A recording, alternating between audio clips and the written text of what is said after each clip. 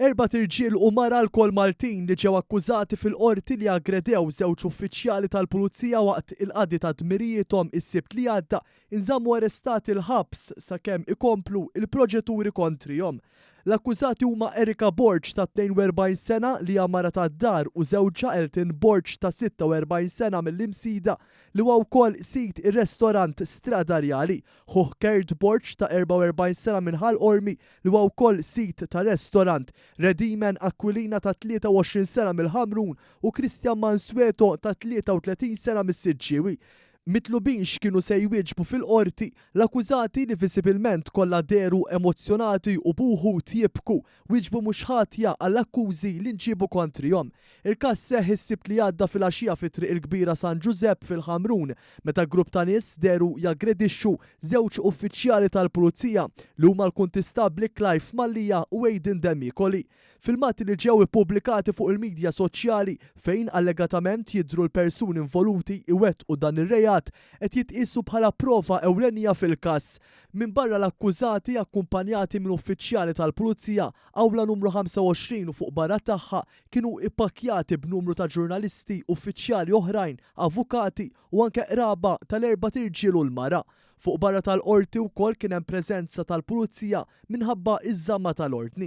Fil-qorti preseduta mill-Maġistrat Joseph Gatt il-prosekuzzjoni spjegat li kollox beda meta l-kuntistabbli ħarġu taħrik għal karozza li kienet ipparkjata illegalment fit-triq prinċipali tal-Ħamrun u kienet qed tostakola t-traffiku. Kif dan il-punt li ħarġu numru ta' persuni minn stabbiliment u li bdew jargumentaw mal-Pulizija li taw ordnijiet għaż-żamma tal-ordni pubblika u għall-kooperazzjoni tal-persuni konċernati. Minkejja dan huma injoraw dawn l-ordnijiet u aggredew lil uffiċjali li wkoll ikkawżawlhom xi ġrieħi. Hawn il-Pulizija kienu kostretti jużaw il-pepper spray u anke taser. Fil-qorti ntqal li fuq il-post imbagħad waslu aktar pulizija u s-sitwazzjoni ġiet ikkontrollata. Erika, Elton u Kurt Borg ġew arrestati fuq il-post filwaqt li Aquilina u Mansueto ġew arrestati fir-residenzi tagħhom wara li dawn ħarbu minn fuq il-post. Dan waqt li tim mediku u ambulanza assistew liż-żewġ pulizija u ħaduhom l-isptar Mater Dei għall-kura fejn wieħed ġie ċertifikat bi ġrieħi gravi u ieħor bi ġrieħi ħfief. Il-validità tal-arrest ma ġietx ikkontestata mill-ebda avukat għad-difiża u għalhekk il-qorti ddikjaratu bħala wieħed validu.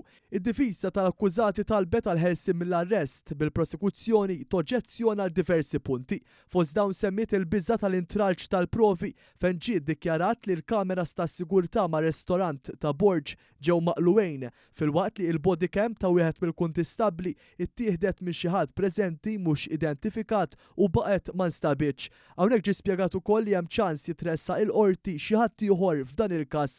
Rappreżentanta mill-Uffiċċju tal-Avukat Ġenerali qalet kif għandu jintbagħat messaġġ ċar li dawn l-affarijiet mhumiex aċċettati fis-soċjetà. Għal dan id-difiża stqarret li wħud mill-akkużati għandhom kondotta nadifa u qatt ma xelfu difrejhom mal-ġustizzja. Jirriżulta li fl-2014 Elton Borg li kien membru fil-Kumitat ta' Ħamrun Spartans kien ġie projbit minn kull attività li għandha x'taqsam mal-futbol wara li ammetta li kien xtara xi logħob.